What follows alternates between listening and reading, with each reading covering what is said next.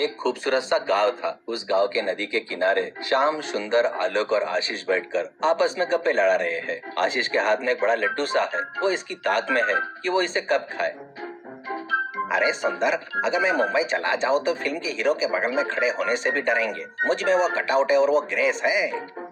हाँ श्याम भाई, तुम बस इशारा कर दो तो मैं इस नदी के 2 टुकड़े में बांट दूंगा। मेरी एक मार से तो पहाड़ भी पाउडर हो जाने चाहिए।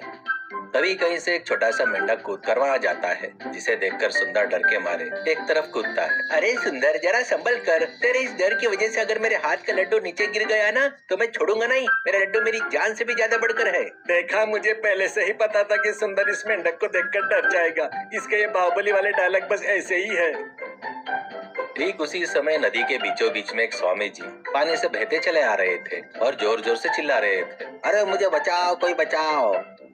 वह आवाज सुनते ही चारों सतर्क हो गए। अरे वो देखो, कोई स्वामी जी बहते चले आ रहे हैं। चलो रे राक्षसो, मेरा मतलब हीरो, चलो कूदो।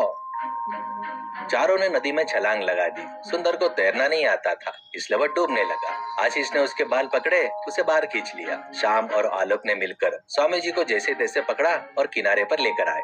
किनारे पर आने के बाद स्वामी जी ने गहरी सांस ली। धन्यवाद बेटा, तुम लोग ने मेरी जान बचा ली। मैं तुम्हारे इस साहस से बहुत प्रसन्न हूँ। तुम लोग कोई साधारण लड़के नहीं हो। तुम्हें जो भी वरदान चाहिए मांग लो, मैं अपनी तपस्या शक्ति से तुम्हें वो वरदान दूंगा। स्वामी जी, मुझे रोज 100 समोसे मुफ्त में मिलने का वरदान दे दीजिए प्लीज।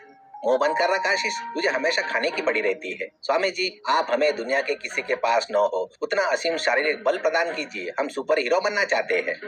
मुझे पहले ही पता था शाम तू यही मांगेगा, इसलिए मैं चुप था। तथास्तु, अब से तुम चारों में 100 हाथियों का बल आ जाएगा। लेकिन एक बात हमेशा याद रखना, इस बल का उपयोग केवल अच्छे कर्मों के लिए ही करना, समाज की सहायता करना। अगर तुमने इसका उपयोग किसी बुरे काम के लिए किया तो उसी क्षण यह वरदान समाप्त हो जाएगा।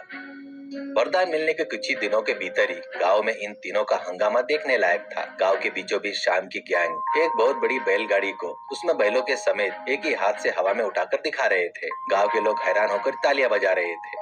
देखा, हमारा पावर, एक हाथ से मारेंगे तो पहाड़ भी टूट कर बिखर जाएगा। वाह वाह, शाम गैंग जिंदाबाद, गांव को सुपर हीरो मिल गए। इस सारे हंगामे को पास से मौजूदा पुरानी कबाड़ी की दुकान का मालिक पटनायक और उसका असिस्टेंट लड्डू देख रहे थे। पटनायक की आंखों में लालच की चमक आ गई। अरे लड्डू, इन चारों के शरीर में नशे नहीं है रे। ऐसा लगता है जैसे जेसीबी के हाइड्रोलिक पाइप लगे हैं। अगर हमने इसका इस्तेमाल कर ले तो हम पूरा गांव खरीद सकते हैं, समझ गया? हाँ सेठ जी, अगर ये लोग 1 ट्रक उठाएंगे तो हमें 2 ट्रक जितना लोहा मिल जाएगा।